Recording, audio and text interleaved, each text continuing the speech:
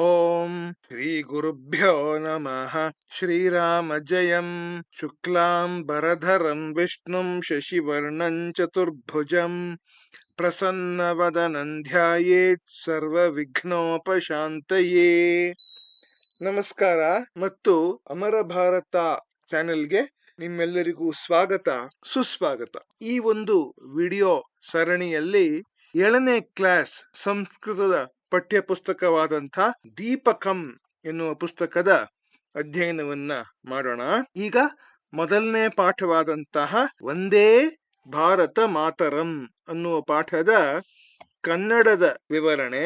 ಈ ಒಂದು ಶೀರ್ಷಿಕೆ ವಂದೇ ಭಾರತ ಮಾತರಂ ಎನ್ನುವುದರ ಅರ್ಥ ಏನು ಅಂತಂದರೆ, ನಾನು ಭಾರತ ಮಾತೆಗೆ ವಂದಿಸುತ್ತೇನೆ ಎಂದು ಅರ್ಥ.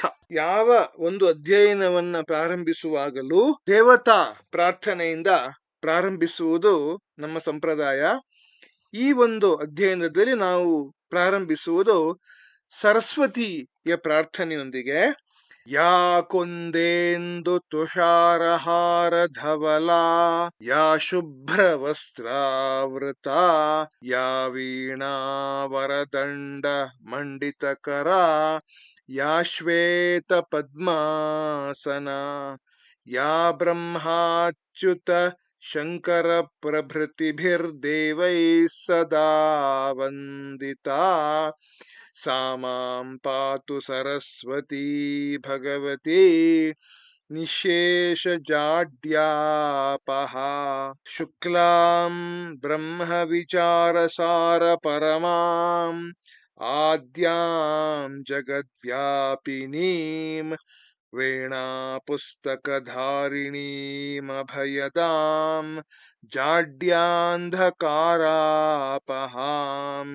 ಹಸ್ತೆ ಸ್ಫಾಟಿಕಮಾಲಿಕಾಂ ವಿದಧತೀಂ ಪದ್ಮಾಸನೆ ಸಂಸ್ಥಿತಾಂ ವಂದೇ ತಾಂ ಪರಮೇಶ್ವರೀಂ ಭಗವತೀಂ ಬುದ್ಧಿಪ್ರದಾಂ ಶಾರದಾಂ ಸರಸ್ವತಿ ನಮಸ್ತುಭ್ಯಂ ವರದೆ ಕಾಮರೂಪಿಣಿ ವಿದ್ಯಾರಂಭಂ ಕರಿಷ್ಯಾಮಿ ಸಿದ್ಧಿರ್ಭವತು ಮೇ ಸದಾ. ಆ ಸರಸ್ವತಿ ದೇವಿ ನಮ್ಮ ವಿಘ್ನಗಳನ್ನೆಲ್ಲ ನಿವಾರಣೆ ಮಾಡಿ ನಮಗೆ ಸದ್ವಿದ್ಯೆಯನ್ನ ಅನುಗ್ರಹಿಸಲಿ ಅಂತ ಪ್ರಾರ್ಥನೆ ಮಾಡ್ತಾ ಈ ಒಂದು ಪಾಠವನ್ನ ಪ್ರಾರಂಭಿಸೋಣ. ಈ ಪಾಠ ನಮ್ಮ ಭಾರತ ದೇಶದ ಹಿರಿಮೆ ಗರಿಮೆ ಮಹತ್ವಗಳನ್ನ ಬೋಧಿಸುವಂತಹ ಪಾಠವಾಗಿದೆ. ಈ ಪಾಠ ಪ್ರಾರಂಭವಾಗುವುದು ಒಂದು ಸಂಭಾಷಣೆಯ ಮೂಲಕ, ಒಂದು ಸಂವಾದದ ಮೂಲಕ. ಮೊದಲಿಗೆ ಈ ಹುಡುಗ ಆಡುವಂಥ ಮಾತಿದು. ಅಂಬ ವಯಂ ವಿಭಿನ್ನೇಷು ಕಾರ್ಯಕ್ರಮೇಶು. ಎಲೈ ತಾಯಿಯೇ, ನಾವು ವಿಭಿನ್ನ ಕಾರ್ಯಕ್ರಮಗಳಲ್ಲಿಯೂ ಆಕಾಶವಾಣ್ಯಾಂ ಶಾಲಾಯಾಂಚ, ಆಕಾಶವಾಣಿಯಲ್ಲಿಯೂ ಅಂದ್ರೆ ಆಲ್ ಇಂಡಿಯಾ ರೇಡಿಯೋ ಅಲ್ಲಿಯೂ ಶಾಲೆಯಲ್ಲಿಯೂ ವಂದೇ ಮಾತರಂ ಇತಿ ಗೀತಂ ಬಹುತ್ರ ಶೃಣುಮಃ. ವಂದೇ ಮಾತರಂ ಎನ್ನುವ ಹಾಡನ್ನ ಬಹಳ ಕಡೆ ಕೇಳುತ್ತೇವೆ. ಕಿಂತು ಅಸ್ಯ ಅರ್ಥಂ ನ ಜಾನೀಮಃ, ಆದರೆ ಇದರ ಅರ್ಥ ನಮಗೆ ತಿಳಿದಿಲ್ಲ. ಮಾತಃ ಅಸ್ಯ ಕಹ ಅರ್ಥ. ಎಲೈ ತಾಯಿಯೇ, ಇದರ ಅರ್ಥವೇನು ಅಂತ ಈ ಹುಡುಗ ತನ್ನ ತಾಯಿಯನ್ನ ಕೇಳ್ತಾನೆ. ಅದೇ ಸಮಯಕ್ಕೆ ಈ ಹುಡುಗಿನೂ ಕೇಳ್ತಾಳೆ. ಇದಂ ಗೀತಂ ಕಹ ಲಿಖಿತವಾನ್ ಇತ್ಯಪಿ ಮಮ ಜಿಜ್ಞಾಸಾ ಅಸ್ತಿ. ಈ ಹಾಡನ್ನ ಯಾರು ರಚಿಸಿದರು ಇದನ್ನು ತಿಳಿಯುವ ಕುತೂಹಲ ನನಗೆ ಇದೆ ಅಂತ ಈ ಹುಡುಗಿ ಹೇಳುತ್ತೆ. ಅದಕ್ಕೆ ತಾಯಿ ಏನ್ ಹೇಳ್ತಾರೆ ಕೇಳೋಣ. ವತ್ಸೌ, ಎಲೈ ಇಬ್ಬರು ಮಕ್ಕಳೇ. ವತ್ಸೌ ಅನ್ನುವಂಥದ್ದು ದ್ವಿವಚನ ಪದ, ಅಂದ್ರೆ ಇಬ್ಬರು, ಎರಡು ಅನ್ನುವಂಥ ಸಂಖ್ಯೆಯನ್ನು ಸೂಚಿಸುವಂಥದ್ದು. ಸಂಸ್ಕೃತ ಭಾಷೆಯಲ್ಲಿ ಏಕವಚನ ಅಂದ್ರೆ ಯಾವ್ದಾದ್ರೂ ಒಂದು ವಸ್ತು ಇರುವಂಥದ್ದು, ಒಂದು ವ್ಯಕ್ತಿ ಸೂಚಿಸುವಂಥದ್ದು ಏಕವಚನವಾದರೆ, ಇಬ್ಬರನ್ನ ಸೂಚಿಸುವಂಥದ್ದು ದ್ವಿವಚನವಾಗುತ್ತೆ. ಬಹುವಚನ ಅಂದ್ರೆ ಮೂರು ಅಥವಾ ಅದಕ್ಕಿಂತ ಹೆಚ್ಚು. ಆ ರೀತಿ ಏಕವಚನ, ದ್ವಿವಚನ, ಬಹುವಚನ ಅಂತಿರುವಂಥದ್ದು. ವತ್ಸೌ ಅನ್ನುವಂಥದ್ದು ದ್ವಿವಚನ ಶಬ್ದವಾದ್ರಿಂದ ಎಲೈ ಇಬ್ಬರು ಮಕ್ಕಳೇ, ಮಹಾನ್ ದೇಶಭಕ್ತ, ಮಹಾ ದೇಶಭಕ್ತರಾದಂತಹ ಬಂಕಿಮಚಂದ್ರ ಚಟ್ಟೋಪಾಧ್ಯಾಯ, ಅಂದ್ರೆ ಶ್ರೀ ಬಂಕಿಮಚಂದ್ರ ಚಟ್ಟೋಪಾಧ್ಯಾಯರು ಇವರೇ. ಇಲ್ಲಿ ಚಿತ್ರವನ್ನು ತೋರಿಸಿದ್ದೇವೆ. ಇಲ್ಲಿ ಒಂದು ಸಂಖ್ಯೆಯನ್ನ ಹೇಳಿದ್ದಾರೆ, 1882. द्वि-अशीति-अधिक-1800 ವರ್ಷಂ ಅಂದ್ರೆ ಏನರ್ಥ? 1800 ಅಂದ್ರೆ 1800ನೇ ಇಸ್ವಿ, ದ್ವಿ-ಅಶೀತಿ-ಅಧಿಕ ಅದರ ಮೇಲೆ 82 ವರ್ಷಗಳು, ಹಾಗಾಗಿ 1882. ಅದನ್ನ ಸಂಧಿನ ಸೇರಿಸಿ ಹೇಳಿದರೆ ದ್ವ್ಯಶೀತ್ಯಧಿಕ-1800 ವರ್ಷಂ, ದ್ವ್ಯಶೀತ್ಯಧಿಕ-1800 ವರ್ಷಂ ಅನ್ನೋದು 1882.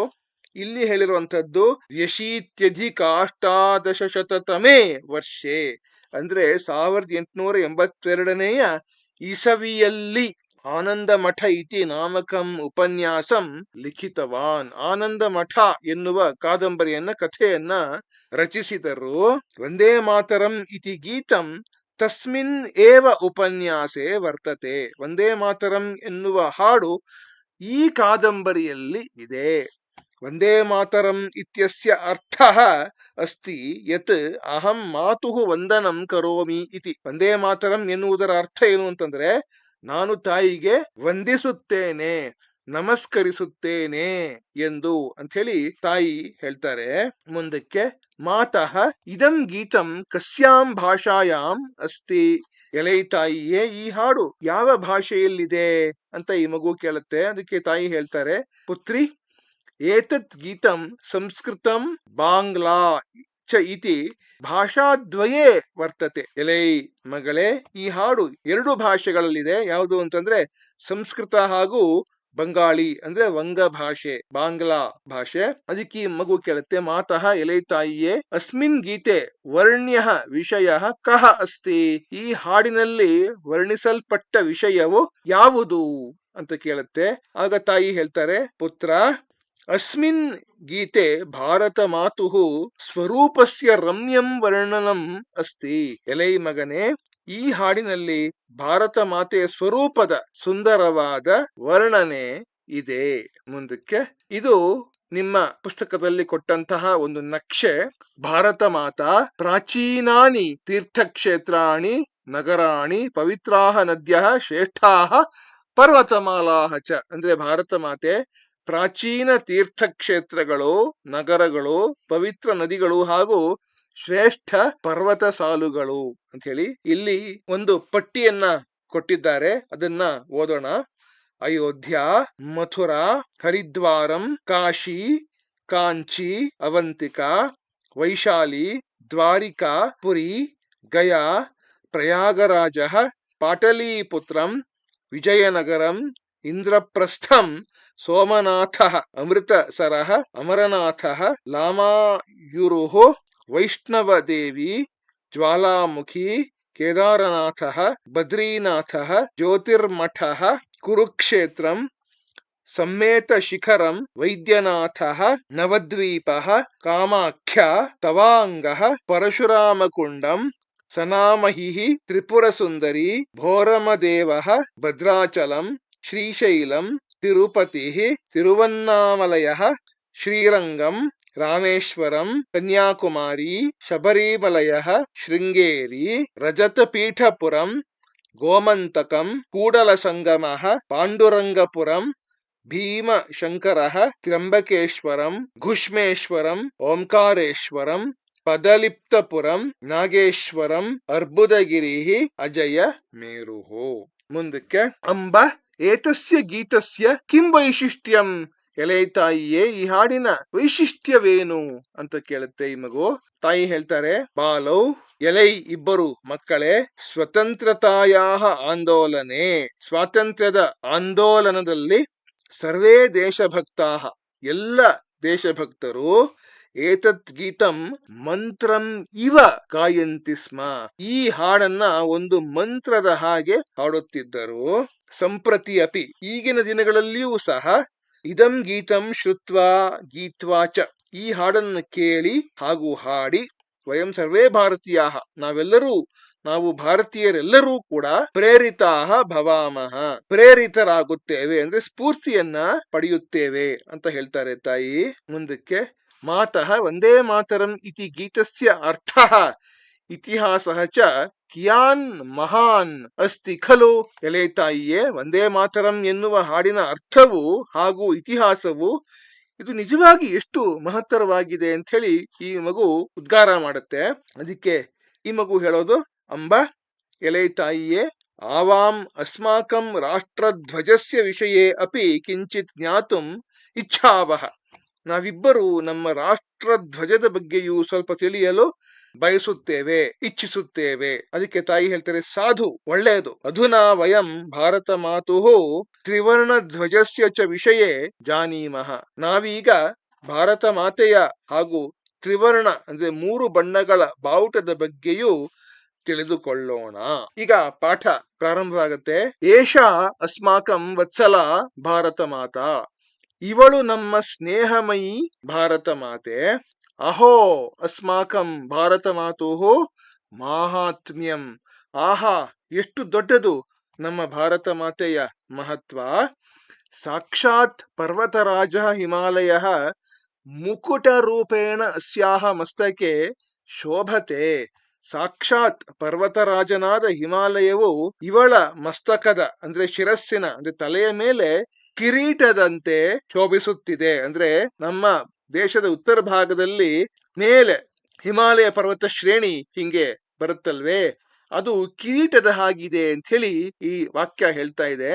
ಅಸ್ಯಾಹ ಚರಣೌ ಪ್ರಕ್ಷಾಲಯತಿ ಸ್ವಯಂ ರತ್ನಾಕರ ಸಮುದ್ರ. ಇವಳ 2 ಪಾದಗಳನ್ನು ಸ್ವಯಂ ಸಮುದ್ರವೇ ತೊಳೆಯುತ್ತಿದೆ. ನೋಡಿ, ಪಾದಗಳು ಇಲ್ಲಿ ಸಮುದ್ರವೇ 3 ಕಡೆನೂ ಕೂಡ ಆವರಿಸಿರುವುದರಿಂದ ಪೆನಿನ್ಸುಲಾ ಅಂತ ಏನ್ ಹೇಳ್ತೀವೋ ಆ ಪಾದಗಳನ್ನ ಸಮುದ್ರವು ತೊಳೀತಾ ಇದೆ ಅನ್ನುವಂಥ ಒಂದು ಭಾವನೆ ಇಲ್ಲಿ. ಭಾರತ ಭೂಮೌ ಮಹೇಂದ್ರ ಮಲಯ ಸಹ್ಯ ರೈವತಕ ವಿಂಧ್ಯ ಅರಾವಲಿ ಇತ್ಯಾದಯ ಶ್ರೇಷ್ಠಾ ಪರ್ವತಾ ವಿರಾಜಂತೆ. ಭಾರತದ ಭೂಮಿಯಲ್ಲಿ ಮಹೇಂದ್ರ, ಮಲಯ, ಸಹ್ಯ, ರೈವತಕ, ವಿಂಧ್ಯ, ಅರಾವಲಿ ಇನ್ನಿತರ ಶ್ರೇಷ್ಠವಾದ ಪರ್ವತಗಳು ವಿರಾಜಿಸುತ್ತಿವೆ. ಅತ್ರೈವ ಗಂಗಾ ಯಮುನಾ ಸರಸ್ವತಿ ಸಿಂಧು ಬ್ರಹ್ಮಪುತ್ರ ಗಂಡಕಿ ಮಹಾನದಿ ನರ್ಮದಾ ಗೋದಾವರಿ ಕೃಷ್ಣ ಕಾವೇರಿ ಇತ್ಯಾದಯ ಪವಿತ್ರಾಹ ನದ್ಯ ಪ್ರವಹಂತಿ. ಇಲ್ಲಿಯೇ ಗಂಗೆ, ಯಮುನೆ, ಸರಸ್ವತಿ, ಸಿಂಧು, ಬ್ರಹ್ಮಪುತ್ರ, ಗಂಡಕಿ, ಮಹಾನದಿ, ನರ್ಮದೆ, ಗೋದಾವರಿ, ಕೃಷ್ಣೆ, ಕಾವೇರಿ ಇನ್ನಿತರ ಪವಿತ್ರ ನದಿಗಳು ಪ್ರವಹಿಸುತ್ತಿವೆ. ನದ್ಯ ಅಪಿ ಅಸ್ಮಾಕಂ ಮಾತರಃ ಇವ. ನದಿಗಳು ಸಹ ನಮ್ಮ ತಾಯಂದಿರ ಹಾಗೆ.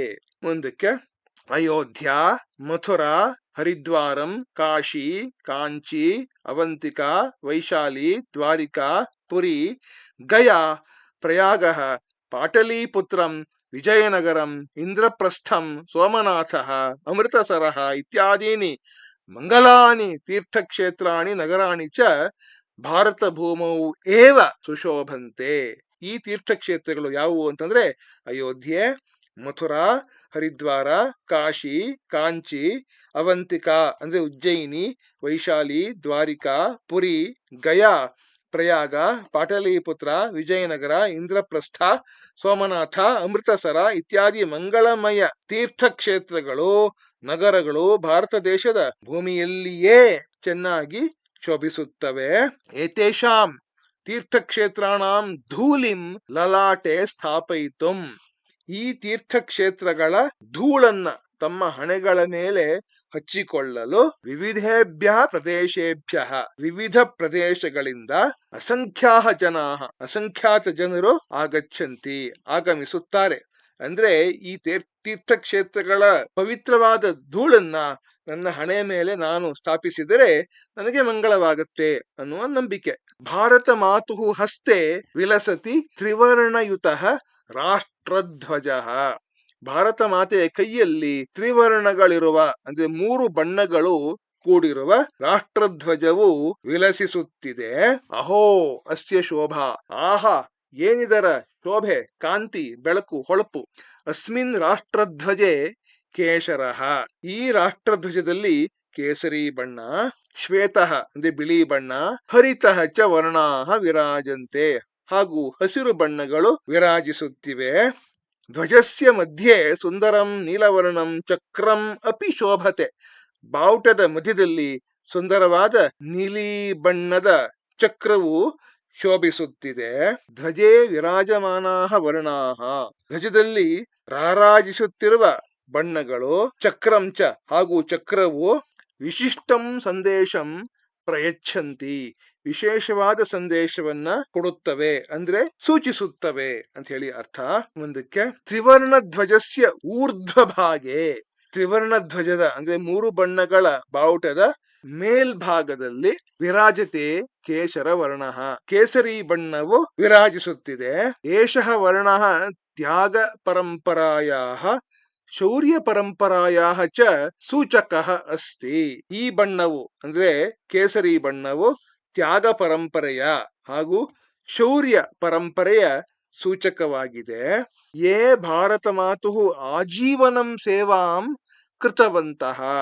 ಯಾರು ಭಾರತ ಮಾತೆಗಾಗಿ ಜೀವನ ಪರ್ಯಂತ ಸೇವೆಯನ್ನು ಸಲ್ಲಿಸಿದರೋ ದೇಶಸ್ಯ ಸ್ವತಂತ್ರತಾಂ ಪ್ರಾಪ್ತುಂ ಸಹರ್ಷಂ ಸ್ವಪ್ರಾಣಾನ್ ಅರ್ಪಿತವಂತಹ ಚ. ಹಾಗೂ ದೇಶವು ಸ್ವಾತಂತ್ರ್ಯವನ್ನು ಪಡೆಯಲು ಸಂತೋಷದಿಂದ, ಸಹರ್ಷಂ ಅಂದ್ರೆ ಸಂತೋಷದಿಂದ ತಮ್ಮ ಪ್ರಾಣಗಳನ್ನು ಸಮರ್ಪಿಸಿದರೋ ತೇಷಾಂ ವೀರಾಣಾಂ ಬಲಿದಾನಂ ಸೂಚಯತಿ ಏಷಃ ವರ್ಣಃ. ಆ ವೀರರ ಬಲಿದಾನವನ್ನ ಈ ಬಣ್ಣವು ಸೂಚಿಸುತ್ತಿದೆ.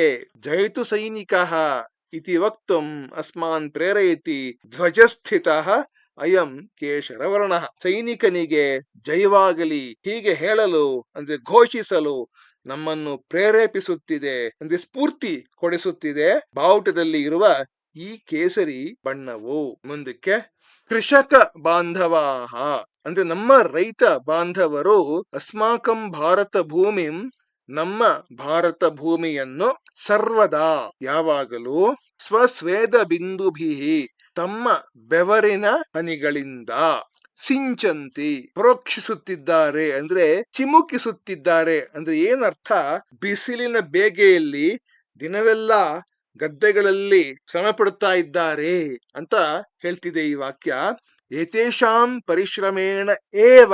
ಇವರುಗಳ ಪರಿಶ್ರಮದಿಂದಲೇ, ಏವ ಅಂದ್ರೆ ಅದರಿಂದಲೇ ಅಂತ ಹೇಳಿ ಅರ್ಥ.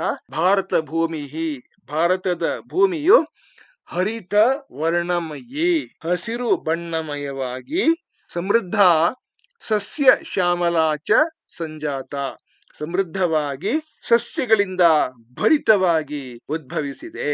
ಭಾರತ ಮಾತು ಸಮೃದ್ಧೇ ಏಷಾ ಆಭ. ಭಾರತ ಮಾತೆಯ ಸಮೃದ್ಧಿಯ ಈ ಹೊಳಪು, ಆಭ ಅಂದ್ರೆ ಹೊಳಪು ಅಥವಾ ಕಾಂತಿ, ಸಮೃದ್ಧಿ ಅಂದ್ರೆ ಅಬಂಡೆನ್ಸ್, ಪ್ಲೆಂಟಿ, ಬಹಳ ಅಂತ ಹೇಳ್ತೀವಲ್ಲ ಅದು. ಭಾರತ ಮಾತೆಯ ಸಮೃದ್ಧಿಯ ಈ ಹೊಳಪು, ಈ ಕಾಂತಿಯು ಹರಿತವರ್ಣ ರೂಪೇಣ ಅಸ್ಮಾಕಂ ರಾಷ್ಟ್ರಧ್ವಜೆ ವಿರಾಜತೆ. ನಮ್ಮ ರಾಷ್ಟ್ರಧ್ವಜದಲ್ಲಿ ಹಸಿರು ಬಣ್ಣವಾಗಿ ವಿರಾಜಿಸುತ್ತಿದೆ. ಜಯತು ಕೃಷಕಃ. ರೈತನಿಗೆ ಜಯವಾಗಲಿ. ಇತಿ ವಕ್ತುಂ ಅಸ್ಮಾನ್ ಪ್ರೇರಯತಿ ಧ್ವಜಸ್ಥಿತಃ ಏಷಃ ಹರಿತವರ್ಣಃ. ರೈತನಿಗೆ ಜಯವಾಗಲಿ ಎಂದು ಹೇಳಲು ಅಂದ್ರೆ ಘೋಷಿಸಲು ನಮ್ಮನ್ನು ಈ ಹಸಿರು ಬಣ್ಣವು ಪ್ರೇರೇಪಿಸುತ್ತಿದೆ. ಮುಂದಕ್ಕೆ ಮಧ್ಯೆ ಸ್ಥಿತ ಶ್ವೇತವರ್ಣ. ಮಧ್ಯದಲ್ಲಿ ಇರುವ ಬಿಳಿಯ ಬಣ್ಣವು ಶಾಂತೆ ಸತ್ಯಸ್ಯ ಚ ದ್ಯೋತಕ ಅಸ್ತಿ. ಶಾಂತಿ ಹಾಗೂ ಸತ್ಯದ ದ್ಯೋತಕವಾಗಿದೆ, ಅಂದ್ರೆ ಸೂಚಕವಾಗಿದೆ ಅಂತ ಹೇಳಿ ಅರ್ಥ. ಅಣುಶಾಸ್ತ್ರೆ ಅಂದ್ರೆ ಅಣುಶಾಸ್ತ್ರದಲ್ಲಿ ಅಂದ್ರೆ ಅಟಾಮಿಕ್ ಸೈನ್ಸ್ ನಲ್ಲಿ, ಸಂಗಣಕ ಶಾಸ್ತ್ರೆ ಗಣಕ ಯಂತ್ರದ ಶಾಸ್ತ್ರದಲ್ಲಿ ಅಂದ್ರೆ ಕಂಪ್ಯೂಟರ್ ಸೈನ್ಸ್ ನಲ್ಲಿ, ಚಿಕಿತ್ಸಾ ಶಾಸ್ತ್ರೆ ಅಂದ್ರೆ ಚಿಕಿತ್ಸಾ ಶಾಸ್ತ್ರದಲ್ಲಿ ಅಂದ್ರೆ ಮೆಡಿಕಲ್ ಸೈನ್ಸ್ ಅಲ್ಲಿ, ಹೆಲ್ತ್ ಕೇರ್ ಸೈನ್ಸ್ ಅಲ್ಲಿ, ಅಂತರಿಕ್ಷ ಶಾಸ್ತ್ರೆ ಅಂದ್ರೆ ಅಂತರಿಕ್ಷ ಶಾಸ್ತ್ರದಲ್ಲಿ ಅಂದ್ರೆ space science, outer space science, space ಟೆಕ್ನಾಲಜಿನಲ್ಲಿ, ಆಯುಧ ಶಾಸ್ತ್ರೆ ಆಯುಧಗಳ ಶಾಸ್ತ್ರದಲ್ಲಿ ಅಂದ್ರೆ ಶಸ್ತ್ರಗಳ ಶಾಸ್ತ್ರದಲ್ಲಿ ಅಂದ್ರೆ ವೆಪನ್ಸ್ ಶಾಸ್ತ್ರದಲ್ಲಿ, ಡಿಫೆನ್ಸ್ ಶಾಸ್ತ್ರದಲ್ಲಿ, ಇತ್ಯಾದಿಷು ವಿಜ್ಞಾನಸ್ಯ ವಿಭಿನ್ನೇಷು ಕ್ಷೇತ್ರೇಷು ಭಾರತೀಯೈ ವೈಜ್ಞಾನಿಕೈ ಮಹತ್ಯಶಃ ಪ್ರಾಪ್ತಮಸ್ತಿ. ಮುಂತಾದ ವಿಜ್ಞಾನದ ವಿಭಿನ್ನ ಕ್ಷೇತ್ರಗಳಲ್ಲಿ ಭಾರತೀಯ ವಿಜ್ಞಾನಿಗಳಿಗೆ ಮಹತ್ತರವಾದ ಯಶಸ್ಸು ಪ್ರಾಪ್ತವಾಗಿದೆ. ವೈಜ್ಞಾನಿಕಾನಾಂ ತದ್ಧವಲಂ ಯಶಃ. ವಿಜ್ಞಾನಿಗಳ ಈ ಬಿಳುಪಾದ ಅಂದ್ರೆ ನಿರ್ಮಲವಾದ ಯಶಸ್ಸು, ಧವಲಂ ಯಶಃ ಅಂದ್ರೆ ನಿರ್ಮಲವಾದ ಬಿಳುಪಾದ ಯಶಸ್ಸು ಧವಲ ವರ್ಣರೂಪೇಣ ರಾಷ್ಟ್ರಧ್ವಜಸ್ಯ ಮಧ್ಯೆ ವಿಲಸತಿ. ಬಿಳಿಯ ಬಣ್ಣದ ರೂಪದಲ್ಲಿ ನಮ್ಮ ರಾಷ್ಟ್ರಧ್ವಜದ ಮಧ್ಯದಲ್ಲಿ ಹೊಳೆಯುತ್ತಿದೆ. ಭಾರತೀಯಂ ವಿಜ್ಞಾನಂ ಶಾಂತಿಂ ಪ್ರಗತಿಂ ಸುರಕ್ಷಾಂ ಚ ಪರಿಪೋಷಯತಿ. ಭಾರತೀಯ ವಿಜ್ಞಾನವನ್ನು, ಶಾಂತಿಯನ್ನು, ಪ್ರಗತಿಯನ್ನು, ಸುರಕ್ಷತೆಯನ್ನು ಚೆನ್ನಾಗಿ ಪೋಷಿಸುತ್ತಿದೆ. ಜಯತು ವೈಜ್ಞಾನಿಕಃ, ವಿಜ್ಞಾನಿಗೆ ಜಯವಾಗಲಿ ಇತಿ ವಕ್ತುಂ ಅಸ್ಮಾನ್ ಪ್ರೇರಯತಿ ಧ್ವಜ ಮಧ್ಯಸ್ಥಃ ಅಯಂ ಧವಲ ವರ್ಣಃ, ಎಂದು ಘೋಷಿಸಲು, ವಿಜ್ಞಾನಿಗೆ ಜಯವಾಗಲಿ ಎಂದು ಘೋಷಿಸಲು ನಮ್ಮನ್ನು ಪ್ರೇರೇಪಿಸುತ್ತಿದೆ ಧ್ವಜದ ಮಧ್ಯದಲ್ಲಿ ಇರುವ ಈ ಬಿಳಿಯ ಬಣ್ಣವು. ಮುಂದಕ್ಕೆ ಈಗ ಈ ಚಕ್ರದ ಬಗ್ಗೆ ಹೇಳ್ತಾ ಇದ್ದಾರೆ. ಧ್ವಜೇ ವಿರಾಜಮಾನಸ್ಯ ಘನ ನೀಲ ವರ್ಣಸ್ಯ ಚಕ್ರಸ್ಯ. ಧ್ವಜದಲ್ಲಿ ವಿರಾಜಮಾನವಾದ ಘನ ನೀಲ ಬಣ್ಣದ ಚಕ್ರದ, ಘನ ನೀಲ ಅಂತಂದ್ರೆ ನೇವಿ ಬ್ಲೂ ಅಂತ ಹೇಳಿ ಅರ್ಥ. ಚಕ್ರಸ್ಯ ನಾಮ ಧರ್ಮಚಕ್ರಂ ಇತಿ. ಇದರ ಹೆಸರೇನು? ಧರ್ಮಚಕ್ರವೆಂದು. ಅಸ್ಮಿನ್ ಚಕ್ರೆ 24 ಅರಾಹ ಸಂತಿ. ಈ ಚಕ್ರದಲ್ಲಿ 24 ಅರೆಕಾಲುಗಳು ಇವೆ, ಅಂದ್ರೆ ಸ್ಪೋಕ್ಸ್, 24 ಸ್ಪೋಕ್ಸ್ ಇವೆ ಅಂತ ಹೇಳ್ತಾ ಇದ್ದಾರೆ. ಏತತ್ ಚಕ್ರಂ ಚಲನೀಯಂ ಕರ್ತವ್ಯ ಪಥೆ ವೈ ನ ವಿರಮ ಸತತಂ ಚಲ ಇತಿ ಭಾವಂ ಬೋಧಯತಿ. ಈ ಚಕ್ರ ನಮ್ಗೆ ಏನು ಹೇಳ್ಕೊಡ್ತಾ ಇದೆ ಅಂತಂದ್ರೆ, ಕರ್ತವ್ಯದ ಮಾರ್ಗದಲ್ಲಿ ನಿಜವಾಗಿ ಚಲಿಸತಕ್ಕದ್ದು, ವಿರಾಮವಿಲ್ಲದೆ ಯಾವಾಗಲೂ ಚಲಿಸುತ್ತಿರು. ನ ವಿರಮ, ಯಾವ ಒಂದು ವಿರಾಮವೂ ತೆಗೆದುಕೊಳ್ಳದೆ ಸತತಂ ಚಲ, ಯಾವಾಗಲೂ ಚಲಿಸುತ್ತಿರು ಎನ್ನುವ ಭಾವವನ್ನು ಬೋಧಿಸುತ್ತದೆ. ಸೂರ್ಯ ವಿರಾಮಂ ವಿನಾ ನಿತ್ಯಂ ಸಂಚರತಿ. ಸೂರ್ಯನು ಬಿಡುವಿಲ್ಲದೆ, ವಿರಾಮವಿಲ್ಲದೆ ಪ್ರತಿನಿತ್ಯ ಚಲಿಸುತ್ತಾನೆ. ಒಮ್ಮೆ ಊಹೆ ಮಾಡಿ ನೋಡಿ, ಸೂರ್ಯ ಒಂದು ಕ್ಷಣ, ಒಂದು ಸೆಕೆಂಡ್ ವಿರಾಮ ತೆಗೆದುಕೊಂಡ್ರೆ ಈ ಭೂಮಿನಲ್ಲಿ ಎಷ್ಟು ಅಲ್ಲೋಲ ಕಲ್ಲೋಲವಾಗಬಹುದು ಅನ್ನೋದನ್ನ ಊಹೆ ಮಾಡಿ ನೋಡಿ. ಸೂರ್ಯನು ಬಿಡುವಿಲ್ಲದೆ ಚಲಿಸ್ತಾ ಇದ್ದಾನಲ್ಲಪ್ಪ. ನದಿ ಕಷ್ಟಾನಿ ಸಹಮಾನ ಅಪಿ ಧ್ಯೇಯಂ ಪ್ರತಿ ನಿತ್ಯಂ ಪ್ರವಹತಿ. ನದಿಯು ಕಷ್ಟಗಳನ್ನು, ಅಂದ್ರೆ ಅಡೆ ತಡೆಗಳನ್ನು, ಅಂದ್ರೆ ಬಂಡೆಗಳು ಮುಂತಾದ ಅಡೆ ತಡೆಗಳನ್ನು ಸಹಿಸಿಕೊಂಡಾದರೂ ತನ್ನ ಧ್ಯೇಯದ ಕಡೆ, ಯಾವ ಸಮುದ್ರವನ್ನ ಸೇರ್ಬೇಕು ಅಂತ ನದಿ ಹೊರಟಿದೆಯೋ ಅದರ ಆ ಧ್ಯೇಯದ ಕಡೆಗೆ ಪ್ರತಿನಿತ್ಯ ಪ್ರವಹಿಸುತ್ತಿದೆ. ಇದಂ ಚಕ್ರಂ, ಈ ಚಕ್ರವು ಜೀವನೇ ಶ್ರಾಂತೇಃ ಆಲಸ್ಯಸ್ಯ ಪ್ರಮಾದಸ್ಯ ಚ ಸ್ಥಾನಂ ನ ಭವತು. ಜೀವನದಲ್ಲಿ ಆಯಾಸದ, ಶ್ರಾಂತಿ ಅಂದ್ರೆ ಆಯಾಸ, ಆಲಸ್ಯ ಅಂತಂದ್ರೆ ಸೋಮಾರಿತನದ, ಪ್ರಮಾದ ಹಾಗೂ ಬೇಜವಾಬ್ದಾರಿತನದ ಸ್ಥಾನವು ಆಗದಿರಿ. ಯಾವತ್ತೂ ಕೂಡ ನೀವು ಆಯಾಸದ ಸ್ಥಾನವಾಗದಿರಿ, ಸೋಮಾರಿಗಳಾಗಬೇಡ್ರಿ ಮತ್ತು ಬೇಜವಾಬ್ದಾರಿ ಒಂದು ಸ್ವಭಾವವನ್ನ ಹೊಂದಬೇಡಿ ಅಂತ ಹೇಳಿ ಇತಿ ಸಂದೇಶಂ ಪ್ರಯಚ್ಛತಿ ಎನ್ನುವ ಸಂದೇಶವನ್ನ ನಮಗೆ ತಲುಪಿಸುತ್ತದೆ. ಮುಂದಕ್ಕೆ ವಯಂ ಸರ್ವೇಪಿ ಧನ್ಯಾಹ, ನಾವೆಲ್ಲರೂ ಧನ್ಯರು. ಯತ್ ಅಂದ್ರೆ ಭಾಗ್ಯವಂತರು. ಎಂಥ ಭಾಗ್ಯವಂತರು? ಏಕೆ ಅಂತಂದ್ರೆ ಯತ್ ಅಸ್ಯಾಂ ಪವಿತ್ರ ಭೂಮ್ಯಾಂ ಜನ್ಮ ಪ್ರಾಪ್ತವಂತಹ, ಏಕೆಂದರೆ ಈ ಪವಿತ್ರ ಭೂಮಿಯಲ್ಲಿ ಜನ್ಮ ತಾಳಿದ್ದೇವೆ. ವಯಂ ಪವಿತ್ರಾಯಾಹ ಭಾರತ ಮಾತುಃ ನಿತ್ಯಂ ವಂದನಂ ಕುರ್ಮಃ. ನಾವೆಲ್ಲರೂ ಪವಿತ್ರಳಾದ ಭಾರತ ಮಾತೆಗೆ ಪ್ರತಿನಿತ್ಯ ನಮಸ್ಕಾರಗಳನ್ನ ಮಾಡೋಣ, ಅಂದ್ರೆ ವಂದನೆಗಳನ್ನ ಸಲ್ಲಿಸೋಣ.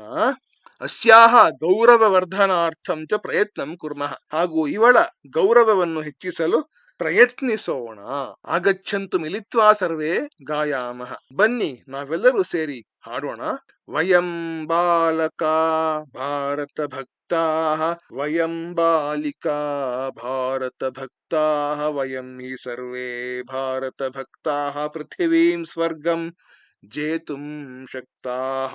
ವಯಂ ಬಾಲಕಾ ಭಾರತ ಭಕ್ತಾಃ, ವಯಂ ಬಾಲಿಕಾ ಭಾರತ ಭಕ್ತಾಃ, ವಯಂ ಹಿ ಸರ್ವೇ ಭಾರತ ಭಕ್ತಾಃ ಪೃಥಿವೀಂ ಸ್ವರ್ಗಂ ಜೇತುಂ ಶಕ್ತಾಃ. ಅಂದ್ರೆ ಏನರ್ಥ? ಹುಡುಗರಾದ ನಾವುಗಳು ಭಾರತ ಮಾತೆಯ ಭಕ್ತರು, ಹುಡುಗಿಯರಾದ ನಾವುಗಳು ಭಾರತ ಮಾತೆಯ ಭಕ್ತರು. ನಾವೆಲ್ಲರೂ ನಿಶ್ಚಿತವಾಗಿ ಭಾರತ ಮಾತೆಯ ಭಕ್ತರು. ಭೂಮಿಯನ್ನು, ಸ್ವರ್ಗವನ್ನು ಗೆಲ್ಲುವ ಶಕ್ತಿಯನ್ನು ಹೊಂದಿದ್ದೇವೆ.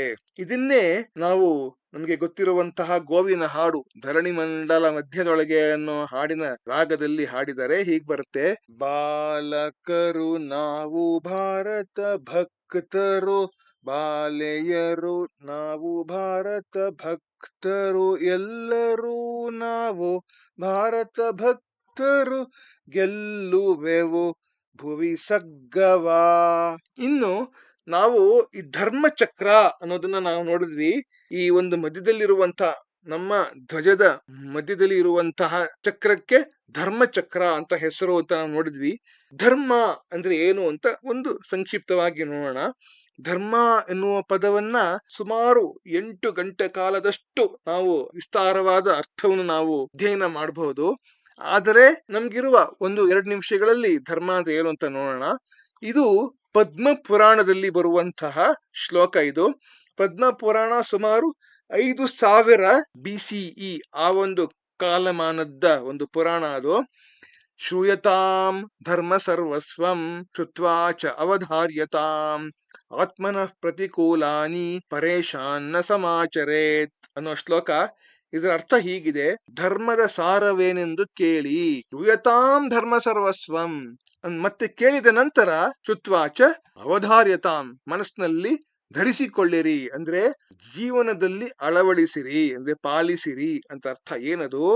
ಆತ್ಮನಃ ಪ್ರತಿಕೂಲಾನಿ, ನಮಗೆ ಯಾವುದು ಪ್ರತಿಕೂಲವೋ, ನೋವನ್ನ ಉಂಟು ಮಾಡುತ್ತದೆಯೋ, ಪರೇಶಾಂ ನ ಸಮಾಚರೇತ್, ಅಂತಹ ಕೆಲಸವನ್ನ ನಾವು ಇತರರಿಗೆ ಮಾಡಬಾರದು. ನಮಗೆ ಯಾವ್ಯಾವ್ದು ನೋವನ್ನ ಉಂಟು ಮಾಡಿಸುತ್ತೋ ಅಂಥ ಕೆಲಸಗಳನ್ನ ನಾವು ಇನ್ನೊಬ್ಬರಿಗೆ ಮಾಡಬಾರದು ಅಂತ ಹೇಳಿ, ಇನ್ನೊಬ್ಬರಿಗೆ ನೋವನ್ನು ಉಂಟು ಮಾಡಬೇಡಿ ಅನ್ನುವಂಥದ್ದೇ ಧರ್ಮದ ತಿರುಳು, ಧರ್ಮದ ಸಾರ ಅಂತ ಹೇಳಿ ಈ ಶ್ಲೋಕ ಹೇಳ್ತಾ ಇದೆ.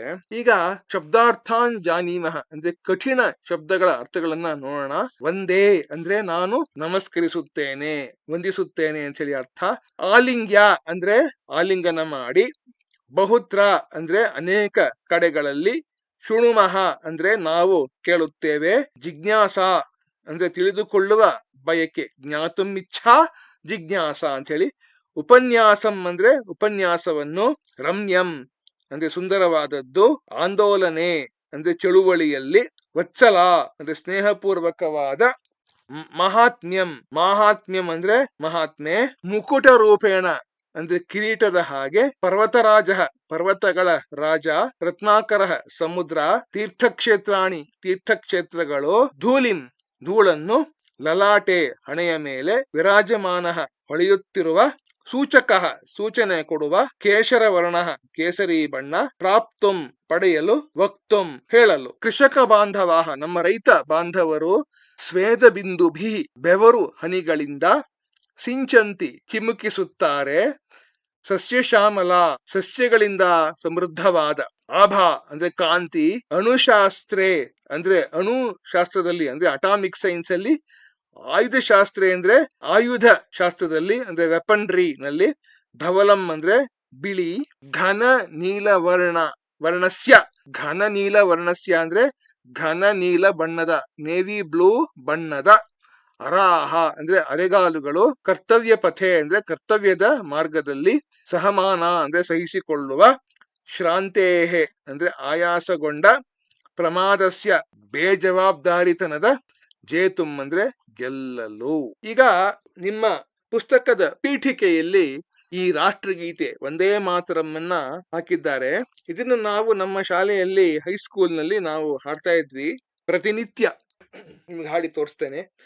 ವಂದೇ ಮಾತರಂ, ವಂದೇ ಮಾತರಂ, ಸುಜಲಾಂ ಸುಫಲಾಂ ಮಲಯಜ ಶೀತಲಾಂ ಸಸ್ಯ ಶ್ಯಾಮಲಾಂ ಮಾತರಂ ವಂದೇ ಮಾತರಂ.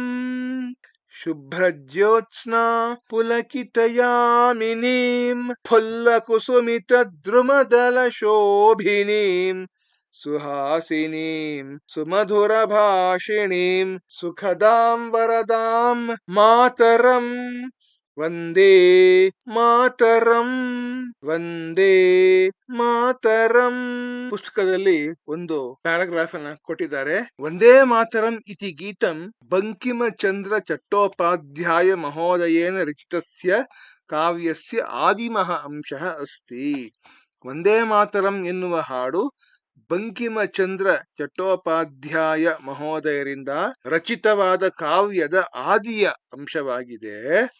ಯತ್ ಸಂಸ್ಕೃತ ಭಾಷಾಯಾಂ ಗುಂಫಿತಂ ಅಸ್ತಿ. ಈ ಅಂಶವು ಸಂಸ್ಕೃತ ಭಾಷೆಯಲ್ಲಿ ಹೆಣೆಯಲ್ಪಟ್ಟಿದೆ. ಇದಂ ಗೀತಂ ಸ್ವಾತಂತ್ರ್ಯ ಸಂಗ್ರಾಮೆ ಭಾರತೀಯ ವಾಸಿನಾಂ ನಿತರಾಂ ಪ್ರೇರಣಾಪ್ರದಂ ಆಸೀತ್. ಈ ಹಾಡು ಸ್ವಾತಂತ್ರ್ಯ ಸಂಗ್ರಾಮದಲ್ಲಿ ಭಾರತವಾಸಿಗಳಿಗೆ ಯಾವಾಗಲೂ ಪ್ರೇರಣಾದಾಯಕವಾಗಿ ಇದ್ದಿತು. 24/1/1950. 24 ಅಂದ್ರೆ ಚತುರ್ವಿಂಶತಿ ಅಂತ ಹೇಳಿ ಅರ್ಥ. 1 ಅಂದ್ರೆ ಏಕಂ ಅಂತ. 1950 ಅಂತಂದ್ರೆ 1900 ಅಂತಂದ್ರೆ ಏಕೋನ ವಿಂಶತಿ ಶತಂ ಅಂತ ಹೇಳಿ 1900. ಅದ್ರ ಮೇಲೆ 50 ಅಂದ್ರೆ 50+19 ಶತತಮೇ ವರ್ಷೆ ಅಂತ ಹೇಳಿ ಹೆಂಗ್ ಹೇಳುವಂತದ್ದು. 24/1/1950 ಇಸ್ವಿಯಂದು ಇತಿ ದಿನಾಂಕೆ, ಈ ದಿನಾಂಕದಂದು ಭಾರತಸ್ಯ ರಾಷ್ಟ್ರಪತಿ ಡಾಕ್ಟರ್ ರಾಜೇಂದ್ರ ಪ್ರಸಾದ, ಭಾರತದ ರಾಷ್ಟ್ರಪತಿಗಳಾದ ಡಾಕ್ಟರ್ ರಾಜೇಂದ್ರ ಪ್ರಸಾದರು ಸಂವಿಧಾನ ಸಭಾಯಾಂ, ಸಂವಿಧಾನ ಸಭೆಯಲ್ಲಿ ಏವಂ ಉದ್ಘೋಷಿತವಾನ್, ಹೀಗೆ ಘೋಷಿಸಿದರು. ಏನು ಅಂತ ಘೋಷಿಸಿದ್ರು? ವಂದೇ ಮಾತರಂ ಯತ್ ಭಾರತಸ್ಯ ಸ್ವಾತಂತ್ರ್ಯ ಆಂದೋಲನಸ್ಯ ಉದ್ದೀಪನೆ ಏಕಾಂ ಐತಿಹಾಸಿಕೀಂ ಭೂಮಿಕಾಂ ನಿರೂಢವತ್. ನಮ್ಮ ಭಾರತೀಯ ಸ್ವಾತಂತ್ರ್ಯದ ಹೋರಾಟದ ಉದ್ದೀಪನಕ್ಕಾಗಿ, ಅಂದ್ರೆ ಬೆಳಗುವಿಕೆಗಾಗಿ ಒಂದು ಐತಿಹಾಸಿಕ ಭೂಮಿಕೆಯನ್ನು ಧರಿಸಿದ ವಂದೇ ಮಾತರಂ ಎನ್ನುವ ಹಾಡು ತತ್ ರಾಷ್ಟ್ರಗಾನೇನ ಜನ ಗಣ ಮನ ಇತ್ಯನೇನ ಸಹ ಸಮಾನ ರೂಪೇಣ ಸಮ್ಮಾನಿತಂ ಭವಿಷ್ಯತಿ. ನಮ್ಮ ರಾಷ್ಟ್ರಗೀತೆಯಾದ ಜನಗಣಮನ ಇದರೊಂದಿಗೆ ಸಮಾನ ರೂಪದಲ್ಲಿ ಸಮ್ಮಾನಿತವಾಗುತ್ತದೆ, ಅದರಷ್ಟೇ ಗೌರವವನ್ನು ಪಡೆಯುತ್ತೆ. ಸಮಾನಂಚ ಮಹತ್ವಂ ಧಾರಯಿಷ್ಯತಿ, ಹಾಗೂ ಸಮಾನದ ಮಹತ್ವವನ್ನ ಧರಿಸುತ್ತದೆ ಎಂದು. It will have the same greatness and also the same honour ಅಂತ ಹೇಳಿದ್ದಾರೆ ರಾಜೇಂದ್ರ ಪ್ರಸಾದರು. ಇನ್ನು ಈ ಒಂದು ಭಾಗದಲ್ಲಿ ನಮ್ಮ ದೇಶದ ಜಾಗಗಳ ಪ್ರಾಚೀನ ಹೆಸರುಗಳು ಮತ್ತು ಇವತ್ತಿನ ಹೆಸರುಗಳನ್ನ ಹೇಳ್ತಾ ಇದ್ದಾರೆ, ತೋರಿಸ್ಕೊಡ್ತಾ ಇದ್ದಾರೆ. ಮೊದಲಿಗೆ ತೀರ್ಥಕ್ಷೇತ್ರಗಳು ಮತ್ತು ನಗರಗಳು. ಹರಿದ್ವಾರ ಅಂದ್ರೆ ಮಾಯಾಪುರಿ, ವಿಜಯನಗರ ಅಂದ್ರೆ ಹಂಪೆ, ಘುಷ್ಮೇಶ್ವರಂ ಅಂದ್ರೆ ಕೃಷ್ಣೇಶ್ವರಂ, ರಜತ ಪೀಠಪುರಂ ಅಂದ್ರೆ ಉಡುಪಿ ಓಡುಪ, ಕಾಶಿ ಅಂದ್ರೆ ವಾರಾಣಸಿ, ಪಾಟಲಿಪುತ್ರಂ ಅಂದ್ರೆ ಪಟ್ನಾ ಬಿಹಾರ್ ರಾಜ್ಯದ ರಾಜಧಾನಿ, ಗೋಮಂತಕಂ ಅಂದ್ರೆ ಗೋವಾ, ಅವಂತಿಕಾ ಅಂದ್ರೆ ಉಜ್ಜಯಿನಿ ಕಾಳಿದಾಸ ಇದ್ದಂಥ ಊರು, ಪಾಂಡುರಂಗಪುರಂ ಅಂದ್ರೆ ಪಂಢರಪುರಂ, ಅರ್ಬುದಗಿರಿ ಅಂದ್ರೆ ಅಬೂ ಪರ್ವತ ಮೌಂಟ್ ಅಬು ಅಂತೀವಲ್ಲ ಅದು ದಿಲ್ವಾಡ, ಇಂದ್ರಪ್ರಸ್ಥಂ ಅಂದ್ರೆ ದೆಹಲಿ ನ್ಯೂ ಡೆಲ್ಲಿ ನವದೆಹಲಿ ದಿಲ್ಲಿ, ಅಜಯ ಮೇರುಹು ಅಂದ್ರೆ ಅಜ್ಮೇರ್ ಪುಷ್ಕರ, ಪದಲಿಪ್ತಪುರಂ ಅಂದ್ರೆ ಪಾಲಿತಾಣ, ಪುಂಡರೀಕಗಿರಿ ಶತ್ರುಂಜಯ ಗಿರಿರಾಜ. ಈಗ ನದಿಗಳು ಪವಿತ್ರಾಹ ನದ್ಯ.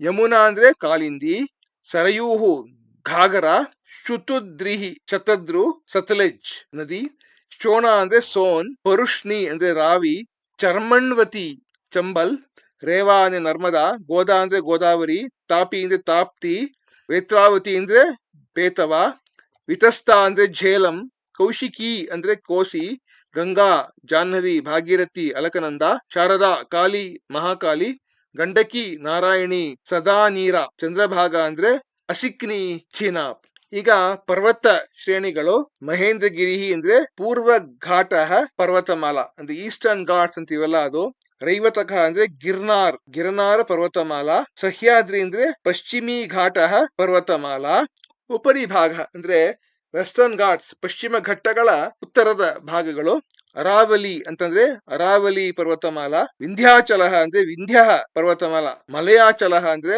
ಪಶ್ಚಿಮಿ ಘಾಟ ಪರ್ವತಮಾಲಾ, ಅಧಭಾಗ ಅಂದ್ರೆ ಪಶ್ಚಿಮ ಘಟ್ಟಗಳ ಅಂದ್ರೆ ವೆಸ್ಟರ್ನ್ ಘಾಟ್ಸಿನ ದಕ್ಷಿಣದ ಭಾಗಕ್ಕೆ ಮಲಯಾಚಲ ಅಂತ ಕರೆಯುವಂಥದ್ದು. ಇಲ್ಲಿಗೆ ಈ ಪಾಠವನ್ನ ಮುಗಿಸುವ ಸಮಯ ಬಂತು. ವಿಡಿಯೋನ ನೋಡಿದ್ದಕ್ಕೆ ನಿಮ್ಗೆಲ್ಲರಿಗೂ ಕೂಡ ಧನ್ಯವಾದಗಳು. ಲೈಕ್ ಮಾಡಿ, ಸಬ್ಸ್ಕ್ರೈಬ್ ಮಾಡಿ, ಶೇರ್ ಮಾಡಿ. ಮುಂದಿನ ವಿಡಿಯೋ ಅಲ್ಲಿ ಇದರ ಅಭ್ಯಾಸ ಭಾಗವನ್ನ ನೋಡೋಣ. ಯೂಟ್ಯೂಬ್ ಅಮರ ಭಾರತ, ಶುಭಂ ಭೂಯಾತ್, ಮಂಗಳಮಸ್ತು, ವಂದೇ ಮಾತರಂ, ಸರ್ವಂ ಶ್ರೀ ಕೃಷ್ಣಾರ್ಪಣಮಸ್ತು.